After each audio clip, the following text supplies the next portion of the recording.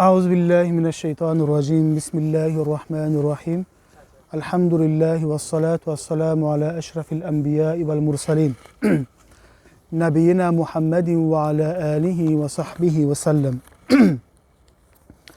Brothers, one of the most important quality of a believer, you'll notice, whatever's happening over there, just leave them inshallah.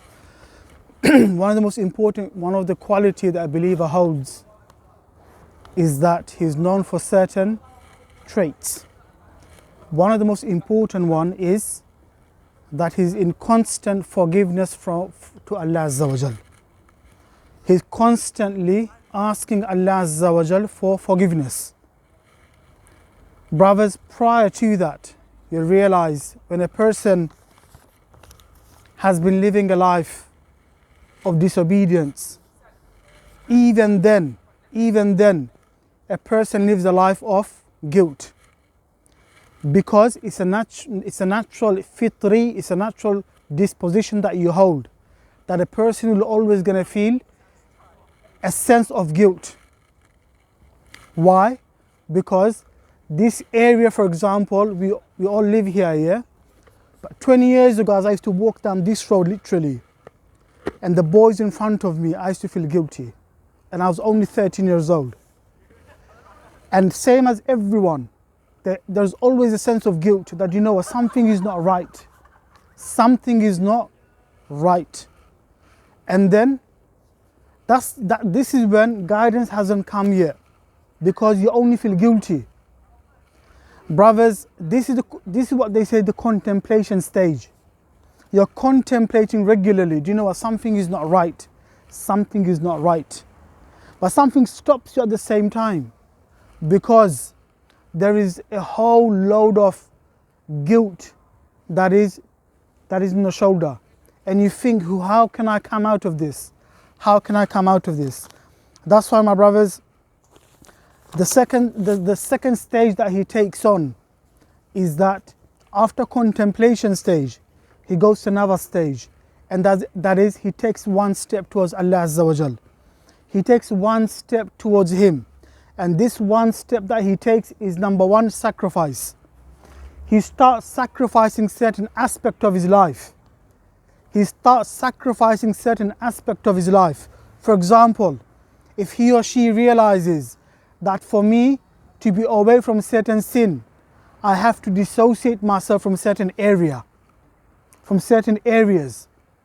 If such a person thinks that my workplace is not really good for me because there's too many female, then that such a person is still in a contemplation stage.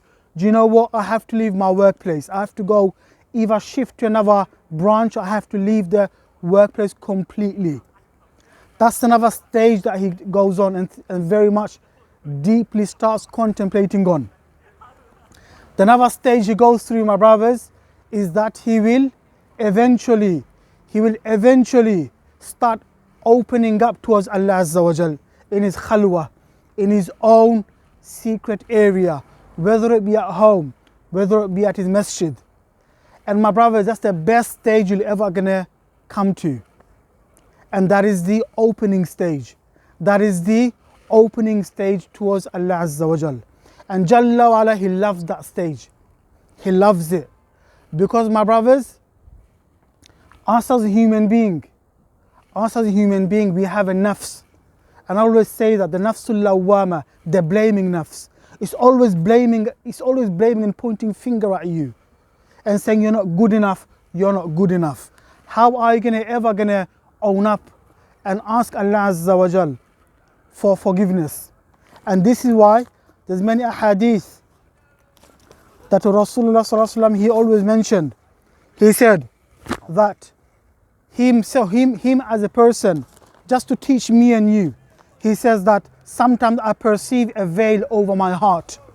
Sometimes he perceives a veil over his heart. And I supplicate to Allah Azza wa Jal mi'ata marra, more than 100 times. More than 100 times he will ask Allah Azza wa Jal for forgiveness. Then another hadith, he says, وَالَّذِي نَفْسِي بِيَدِهِ, by the one in whose hand is my soul. My hand, my soul is. If you do not commit sin, Allah will replace you with the people who will commit sin and seek forgiveness from Allah Azza wa Jal. And Allah will certainly forgive you. Subhanallah. He will certainly forgive you. Jalla wa ala, he starts Quran al-Kareem by saying Bismillahir Rahmanir Rahim, the most gracious, the most merciful. Allah Azza wa Jal, he cannot be Allah Azza wa Jal unless he is the most forgiving. He Jalla wa ala, he cannot be an ilah. He cannot be a mad'u, cannot be a ma'bud unless he's forgiving. Unless he's forgiving, my brothers. Secondly, Jalla wa ala, he cannot be ma'bud unless he's also shadidul iqab. He's very much severe in his punishment. But we know from the hadith that his mercy overcomes his wrath. His mercy is very much high up, very much there, that he always looks for loopholes to forgive me and you. He always looks for loopholes, even from the beginning of time, for the person who committed 100 murder. You know the story of the 100 murder. He continued stabbing and killing people. He was worse than any human being. You know when someone killed, my brothers, subhanallah, may Allah Azza wa Jalla save us from this. A murderer, the kind of lifestyle that person will live. Many brothers, many people that he survived, he never asked Allah for forgiveness, who are known to be hitmen. They didn't survive very long. Even about 2 years ago, I got to realize that very friend that I chilled with, he was actually a hitman. He actually was a hitman. He used to go taking money and stab people. And guess what? He didn't die in a very good state either. May Allah Azza wa Jal forgive him. May Allah Azza wa Jal forgive him. Brothers, the person who committed 100 murder, the angel of death came. And the angel of death, he came in two forms. And then they started disputing that, no, he has to go Jannah, he has to go hellfire. What happened, my brothers? The last person gave him the advice that you have to leave from the place of sin to the place of goodness. This is what the ulama, they say, that the minor hijrah that you do, the minor migration that you do from sin to a place where you can worship worship Allah Azza wa Jal better. That's a minor migration. The major migration is leaving everything behind and then leaving the whole land, the whole country. That's a major migration. But the minor migration is what? Everyone needs it. Everyone needs a minor migration. From what? From things such as habits, from things such as associates. And the most difficult one is actually friendship. Is actually friends. Leaving the bad ones. Leaving the ones that he's not really worth it. He's not really worth it. Brothers, there's another hadith. Allah Azza wa Jalla said, O Bani Adam, Ya Ibn Adam, I shall go on forgiving you so long you pray to me and aspire for my forgiveness, whatever may be your sin. They say, Ya Bani Adam, O Bani Adam, I do not care even if your sin should pile up to the sky. And should you ask for forgiveness, I will forgive me. Wala ubali, and I don't care. If you come to me with earth full of sin and meet me, not associating partners with me, I shall certainly forgive you as much as pardon as will fill the earth. Brothers, this is your ma'bud. This is your ma'bud that is waiting to forgive you. This is Allah Azza wa Jal. This is Allah Azza wa Jal. Jalla wa ala says in Quran al-Kareem, قل يا عبادي الذين أسرفوا على أنفسهم لا تقنطوا من رحمة الله. O believers, O my slaves, الذين أسرفوا, those who have wronged themselves, لا تقنطوا من رحمة الله, do not despair from my mercy. والله يغفر الذنوب جميعا, Jalla wa ala will forgive your sin, and all of your sin, bila istithna, with no exception, everything. Brothers, Imam al-Shawkani, one of the great scholar, he says that, you know what, Jalla wa'ala will also forgive you without asking for forgiveness. He will also forgive you without asking for forgiveness, but with a pure heart. But with a pure heart. Salah is such a thing. Is such a thing that if you don't pray, there's a very big punishment for it. But think about it, for someone who hasn't prayed for 20 years, for 20 years, for 30 years, then he comes to Allah Azza wa Jal begging and crying. And my brothers, it mainly happens in Hajj. In Hajj, my brothers will realize that many elderly men who made money, who saw the dunya and this glitters, they will start crying and weeping. Brothers, I don't know if you went to Hajj, everything becomes quiet in the evening in Yawm al-Arafah, the day of forgiveness. You'll realize old men, they open up to Allah Azza wa Jal. Elderly men, they start crying. Brothers, many of them, they haven't prayed for a very long time. Many of them, they actually lived a life of sin for a very long time. They were running behind the glitters. They're running behind money. All they knew was money, money and money. And that same mindset, they're giving it to their own children. And now their own children are running after money and money and money. And it's all about making their own empire back home or here. And that's all they knew. That very person, my brothers, when he realized that, you know what, I'm the best place on the face of the earth, and that is Makkatul Mukarramah. I'm in Makkatul Mukarramah. What happens then? He embarks upon his salah after coming back to his respected country. Brothers, what happens then? He starts praying, he starts asking Allah Azza wa Jal for forgiveness. And that's the hal of a believer, despite that person has lived a life of sin and aggression, and all this sin has accumulated throughout the years that person has lived. Jalla wa ala, he's still waiting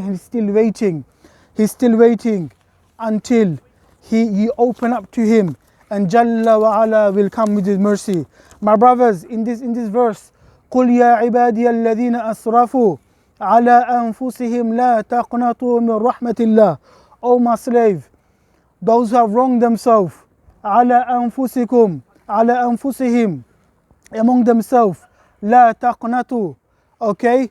لَا تَقْنَطُوا مِنْ رَحْمَةِ اللَّهِ. Don't despair. My brothers, it is for those hearts that is filled with worry and despair. Brothers, what happens, my brothers, when you go through despair and worry? What happens? The shaitan becomes your best friend. He's even closer to you now. When you start feeling guilty, when someone comes to you and starts giving you nasiha, someone starts giving you advice about Allah Azza wa Jal, the shaitan takes a step back, very anxious. What will that person gonna think? What is he gonna think? Is it really gonna turn toward Allah Azza wa Jal, or is he gonna stay where he is? And straight away, despair comes, worry comes, and then so much concern starts fueling up the person's heart, until that person really starts believing, do you know what? Allah will not forgive me. Brothers, and that's from the shaitan. Remember brothers, the door of forgiveness will always going to be open, so long you have good thought towards Allah Azza wa Jal. So long you husnul dhan, your thoughts is very much big, very much high up towards him, that do you know what? Allah Azza wa Jal, he's my ma'bud, and surely he will forgive me. Brother, when a small child is being raised up, even he does 50 things, 100 things, he will start running to the mum, and mum will always going to forgive you. And that's the reality with you and Allah Azza wa Jal. Prophet ﷺ says in the hadith that إِنَّ اللَّهَ يُحِبُّ الْمُلِحِينَ فِي الدُّعَاءِ, that he loves those who asks him constantly like a small child. Jalla wa ala, he loves the person who's constantly asking him, Ya Allah, give me this, give me that, give me a house, give me a car, forgive me, forgive my parents, give me this, you know, I got hurt, punish him, he done wrong to me, oh Allah, punish. Jalla wa ala, he loves to listen to me and you. When you go khalwa, when you go by your own quiet time, when your friends are not there anymore, when there's no mom, no dad, no wife, no one there, you're all by yourself. It may be 2 a.m. at night, 1 a.m. at night. It might be at a time they can't sleep. You know, when you sleep, you realize there's certain nights that, you know what, I can't sleep. It's becoming really late. You know you have to go to work in the morning. But do you know what? Shall I bunk work? Let me not go to work. I'll sleep later on. You know, you switch the TV on, then everything becomes boring. And then you switch it off. And then you sit alone. Everyone goes through that. That's the brothers, that's the concern, that's the worry. That's the worry which the shaitan doesn't like. Why, brothers? Because if you can't find Allah Azza wa Jal in khalwa, you're never going to find Allah Azza wa Jal in a big group. That's the best time for you to open up to Allah Azza wa Jal. Brothers, it's the best time for a mu'min to open up. That's the best time to make wudu. That's the best time to ask Allah Azza wa Jal, Ya Allah, for all the difficulty I'm going through, I come back to you, because I'm going to come back to you anyway. Anyway, I'm going to come back to you. فَصَوَّرَنِي فَأَحْسَنَ صُوَرَكُمْ. He has fashioned me and made and given me a good body with good health. And I'm going to become crippled one day. I'm going to reach an age and I'm going to come back to you again. That's why we say, brothers, when you go to maqbara, when you go to turba, in the graveyard, what happens? What happens, my brothers? You say, وَإِنَّا إِنْ شَاءَ اللَّهُ لَاحِقُونَ. And inshallah, I'm going to join you very soon. That's what happens. Why? Why is it sunnah to say that? No, you say, Assalamu alaikum ya ahl ad-diyar. Assalamu alaikum, O people of the grave. You know, wa inna insha'Allahu lahiqun. And very soon we're going to come back to, we're going to come and join you. Brother, it's a reminder to me and you that, do you know what? Everything that I have, nothing is important unless I have forgiveness from Allah Azza wa Jal. Many of the tabi'in, many of the salaf, what did they used to do? They used to have, I have one wish. The only wish I have is Allah Azza wa Jal to forgive me. That's the only wish that they had. Brothers, what wish do we have? You know, I'm not going to be happy till I make my million. I'm not going to be happy till I have my beautiful car. Even after you have that beautiful car, it doesn't look beautiful anymore because you have new cars coming in. You can't catch up with it. It becomes boring. You've driven it 1 year already, and then what? I want my big, you know, mansion or big house and whatever. Yes, I live there. I'm going to sleep in the same bed. I'm going to eat the same food. It becomes boring. Brothers, midlife crisis, what happens later on? A person realizes, you know what? What is there to have fun? What is there to have fun? Brothers, even the converts, when they become Muslim, what happens to them? They have all the glitters. But when they realize that the purpose of life is not really much there, you start getting, you know, crumbled. You start realizing there's agitation going on in your life. There's agitation because the heart becomes so blackened, so darkened, and then you feel very much agitated till they realize what is my real purpose.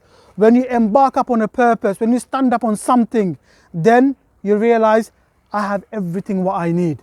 I've got my principles ready. And this is your deen, my brothers. My brothers, Islam is full of principles, is full of goodness, is full of purity. Brothers, it takes a person to embark upon that stage to actually realize. Brothers, when someone hasn't embarked upon that stage, he or she will always going to remain jahil, an ignorant person, until the last thing that he sees, which is the reality, is the angel of death. And that's going to be the reality. أَلْهَاكُمُ التَّكَاثُرُ حَتَّى زُرْتُمُ الْمَقَابِرِ. Everything is glittery. Everything is very much delusional. Delusional.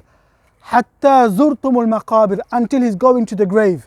Brothers, when the person is carrying you, the ruh, he acknowledges it.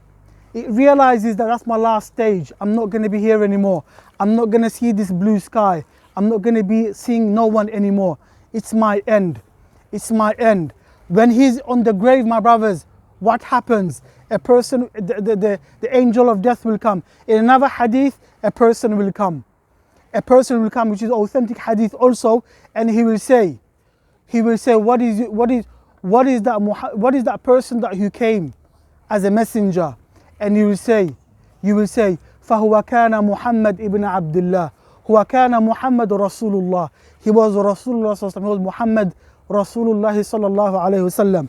And they will say, what was that deen that came to you? He will say, I used to follow. كُنْتُ أَدِينُ بِدِينِ الْإِسْلَامِ. And I used to follow my Islam. And then he will see an opening. And then he will see bodies piling up after another. and then he will see from the little scenery, he will realize that it's nothing but blackened, it's all mashed up. And then he will see another hole, and then he will smell Jannah, and he will see people enjoying in that place. And that's the reality. And then the person going to tell him, said, you know what, because the way you were, because you lived a life of an honorable life, you will have to wait till you reach Jannah. Brother, that's the reality. And this is the reality until you go to the death. Everything else, my brothers, become delusional. But my brothers, you realize one thing. When someone embarks upon deen, he doesn't want to talk about his past anymore. That's one thing I've realized that many brothers don't do. Do you know what? I don't want to talk about it. They don't like it anymore. They don't like it anymore. They always refer it back before my Islam, before I started practicing. Because before was all ignorance. Before was all delusional. Before it was all nothing but difficulty and confusion and rough and tough. It's not very nice. But when they embark upon the deen, when they realize that my forgiveness is very much there, how do you know, my brother, the forgiveness is there? It has come to you. Number one, you will feel it in your heart. You will feel it in your heart that you know Allah Azza wa Jalla has forgiven me. Number one. Number two, you realize that you have started your salah. You're not leaving your salah. That's number two. Number three, you realize that Allah Azza wa Jalla has forgiven you. You continue to be better and better at your deen.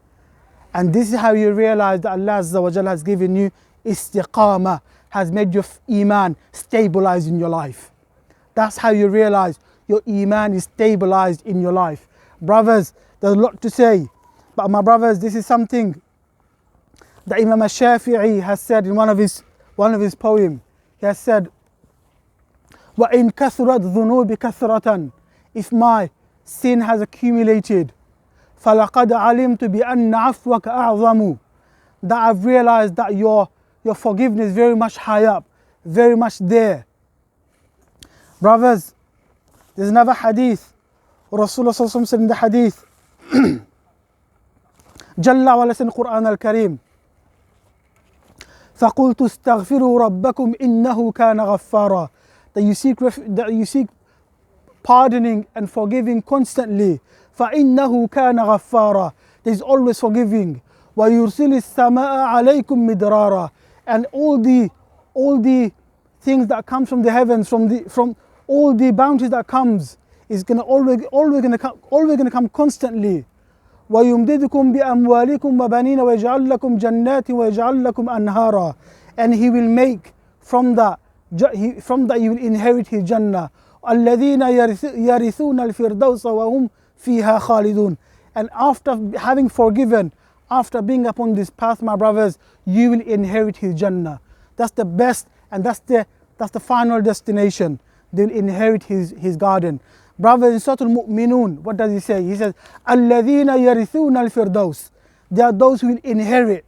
Brothers, think about it. Inheritance, that you own it. There's no one there who will be in that share. No one gonna share your inheritance. It's there for you.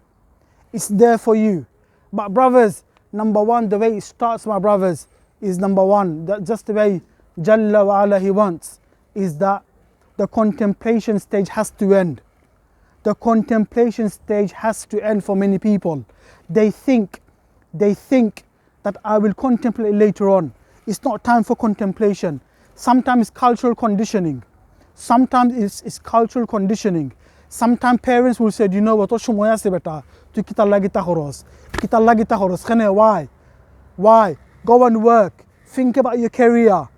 Don't think about this. It's not time now. It's not time to be a murabbina. That's what they will say. Because they haven't done that. Because many of my parents haven't done that. But brothers, everyone is governing your own body. Remember this. No one owns you. Everyone's born free.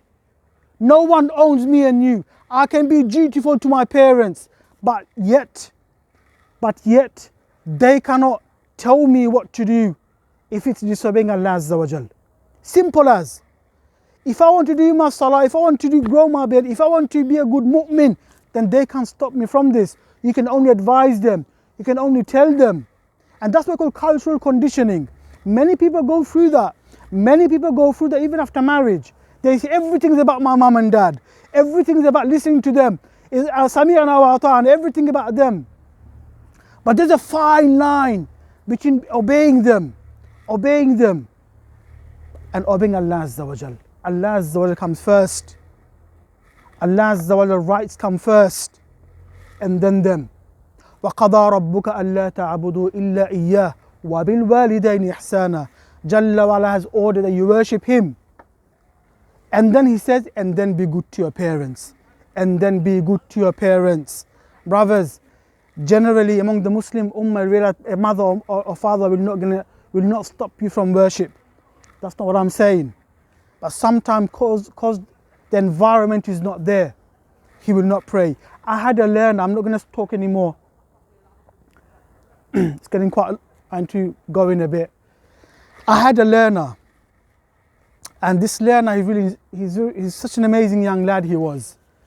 And I had him 2 years ago, and he's doing really well with his Quran, with Arabic language.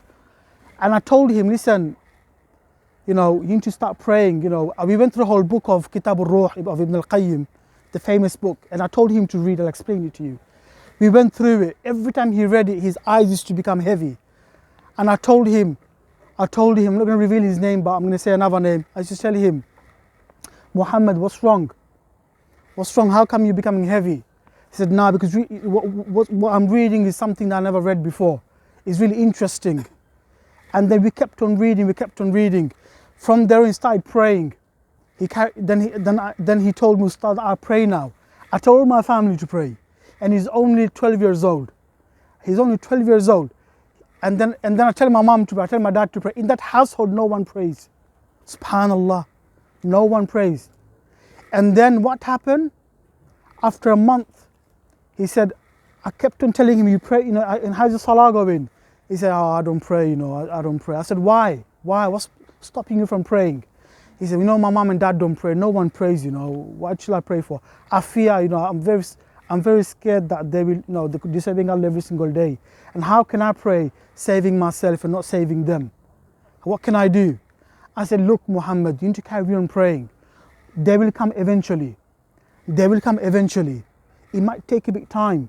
But you think about yourself. You think about your own Jannah.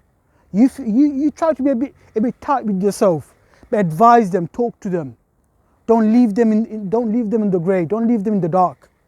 Give them some light. Talk to them. But don't ignore them. Don't be rude to them.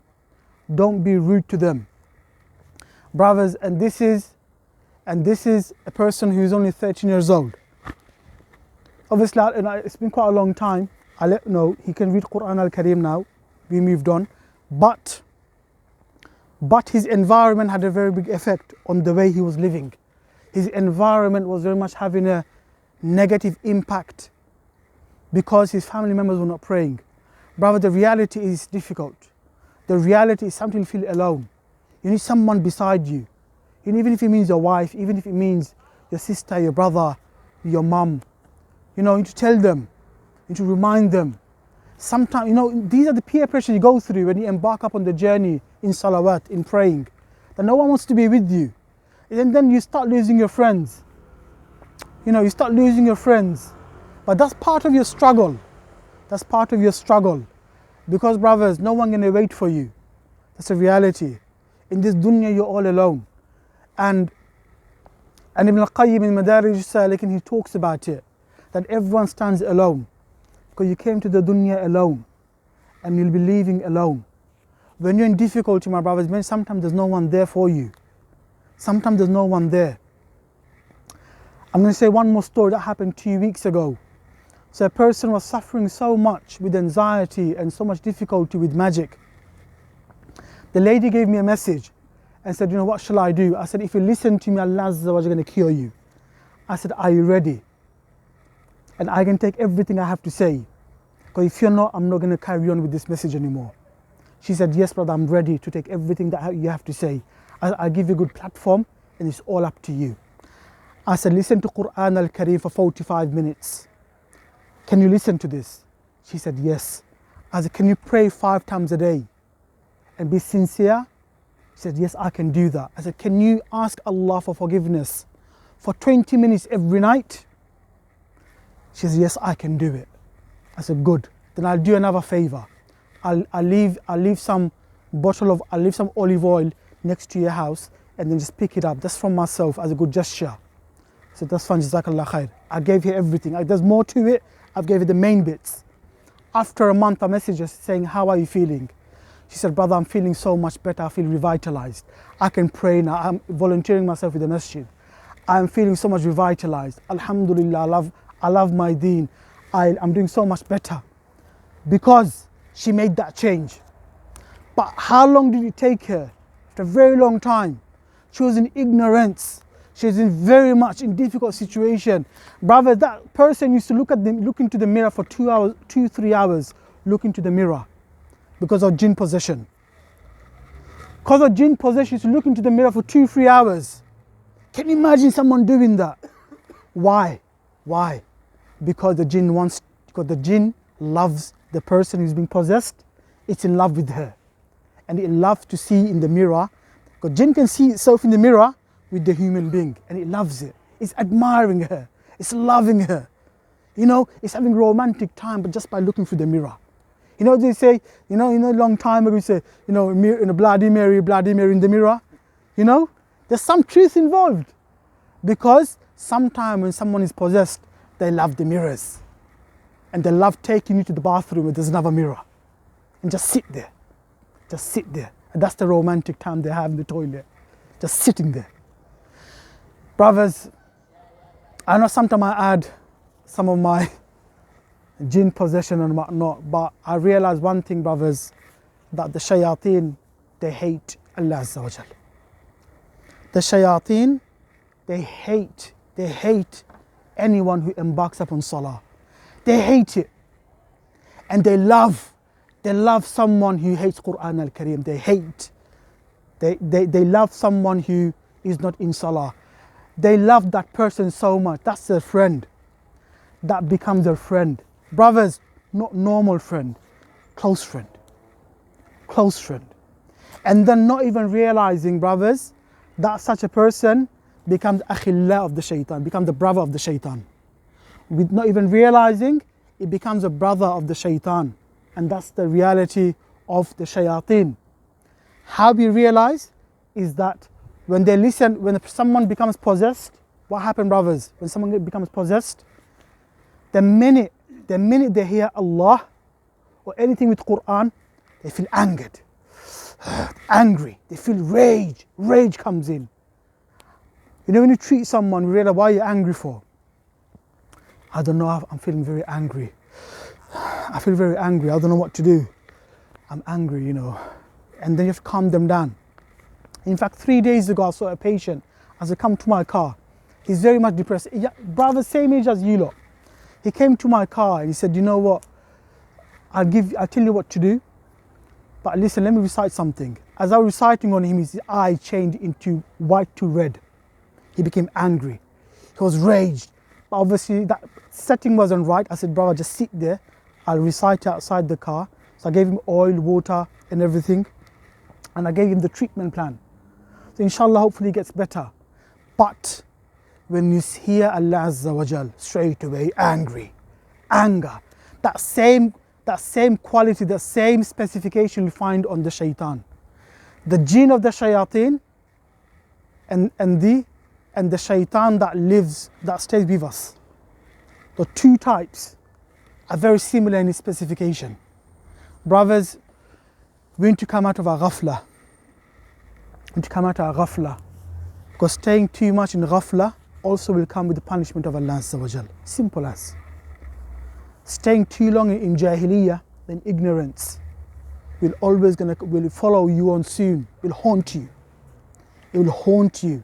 It will haunt you down. Jalla wa ala, when he comes and haunts you, he will hold on to you and he's not going to let you go anymore. When he holds you, that's the end of your time. It's going to come and going to bash you up, simple as. Wallahu azizun dhu intiqam. He avenges. He takes revenge. I've given you my sign. I've given you my Quran. I've given you good people, but still you reject me. Hold on, wait. hold on, wait until Jalla wa'ala gonna come and he will take you away. Brothers, أقول قولي هذا نستغفر الله ولكم وسائر المسلمين من كل ذنب إنه هو البر الرحيم.